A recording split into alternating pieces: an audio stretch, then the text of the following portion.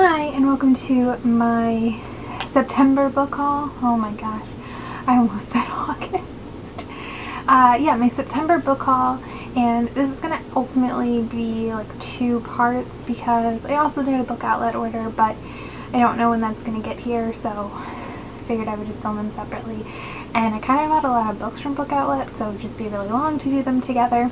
So I was being stupid, and I was at the outlet store I go to sometimes, it's like an overstock store basically, and they had Venom by Fiona Paul, which I own in paperback because they changed the covers for the last book, I believe. So the paperback versions of the first 2 match the hardback cover of the last one, and I own all 3 books in the series, but I was being stupid when I was there and thought that I owned the 2nd and 3rd in hardcover, so I was like, oh, I'll buy this so like they'll be the same, but I actually only own the last one in hardcover. But yeah, I mean, it was $2, so I don't regret it. Oh, I did buy 2 ebooks. I'll say those really quick. I bought Dune by Carrie or Corey, I don't know their names. It's 2 people. And it was like $1.99, so I figured I would buy it. And I believe it's based loosely on Brigadoon, which I've never seen, so that means nothing to me. But I think it's kind of like a Scottish time travel-y young adult novel. So I figured I would give that a shot because I've been kind of in a Scottish-y mood. And then I bought Foreplay by Sophie Jordan, which is kind of a typical young adult novel. 2 characters with troubled pasts who come together and find love. It's pretty stereotypical, and I did read it, so I'll talk more about it in my wrap up at the end of the month. And then I did buy 3 like mass market paperback romances. So I bought The Devil Wears Kilts by Suzanne Enoch, and this is the first book in her Scandalous Highlanders series, I guess. And I bought and read A Rogue with a Brogue last month, not realizing that there was another book before it. So I thought I would buy this and give it a chance. It's just a Scottish set, or a Scottish-y romance. I don't know if it takes place in Scotland. The other one takes place mostly in England, so who knows. But I liked the other one, and I like Suzanne Enoch. And then I bought How the Scoundrel Seduces by Sabrina Jeffries. This is the 3rd book in her newest series, which I have not read any of them. I own the first one and this one, obviously. I have no idea what this is about. I don't know what the other one's about either. And then the last one is What I Love About You by Rachel Gibson, and I kind of forgot about Rachel Gibson and wasn't keeping up on her new releases, so this kind of surprised me. I just happened to be at the store and see it, so I picked it up. This cover is like so like Adirondack-y contemporary. It's not even funny. Oh my gosh, it's not in Adirondack set, it's set in Idaho. I believe it's Truly, yeah, it's Truly. So it's Truly, Idaho, which she has some older books that are set there. I don't think I own any of those, but I read them. Yeah, I don't really know what this is about either, except that it takes place in Idaho.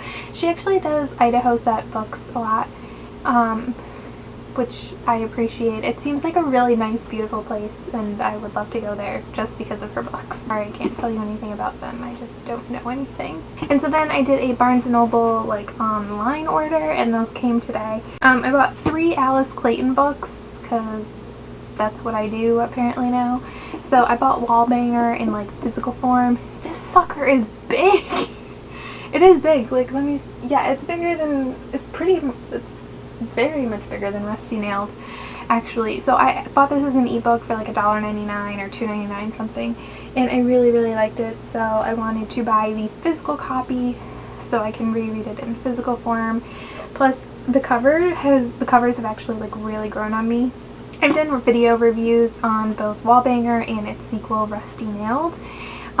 It's a contemporary romance, and it's about a girl named Caroline, and she moves into a new apartment, and her first night there she is like rudely awoken by her neighbor's active sex life, and it continues to go on, and then they meet outside of that and form friendship and stuff, and they're just hilarious, and it's a really good story. It's a very well written, spectacular romance in my opinion. And then I bought Screwdrivered, which is another Alice Clayton book, and this is so Wallbanger and Rusty Nailed follows the same two characters, and then this deviates from those characters.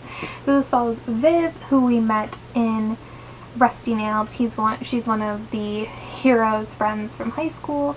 This one's a lot smaller. It's just like 250 pages. It sounds like and so she's smart, like she does like computer code and stuff, and she moved out to California, and from reading the back, it looks like there's probably going to be kind of a love triangle, but it's pretty short, so I'm not sure how much of a love triangle. But one of the guys is very like kind of nerdy and stuff.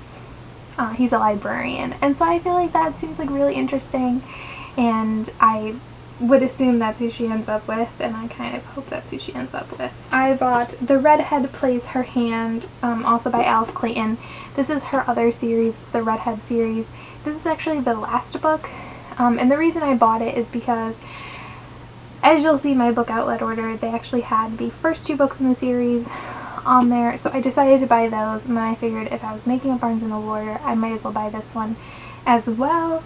I don't really know what this book is about because this series follows the same character, so I don't want to like spoil myself, but I believe the series in general is about a woman. She's an actress, I think, and she like moves back to LA or something.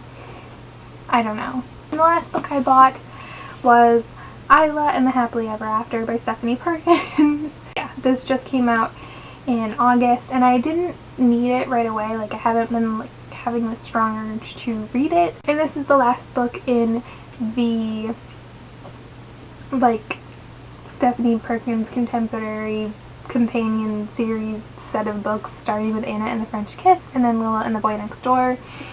And this follows Isla, who we met very briefly in Anna and the French Kiss, and Josh, who is one of Anna's friends, and I'm excited to see their story. I've heard really good things about their story. I've heard it's more of their relationship than them getting together, which I really like stories like that, so I'm hopeful. And I feel like you don't get a lot of that in YA.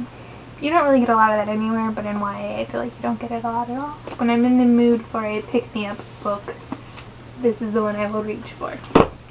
So those are the first set of books that I bought. Once my book outlet order comes in, I will haul those as well. That's actually mostly romance novels, I think. Actually, the romance section of book outlet is pretty awesome. It's like full of books and craziness. Like, I bought like a complete Tessa Dare series, and I'm very excited for those books to come in and to talk about them. I think I got like 15 or 16 books. So, but it wasn't that bad. It was only like $60 with shipping and everything. So yes. So thank you for watching. If you have anything to say about any of these books, or if you think I should read any of them sooner rather than later, let me know.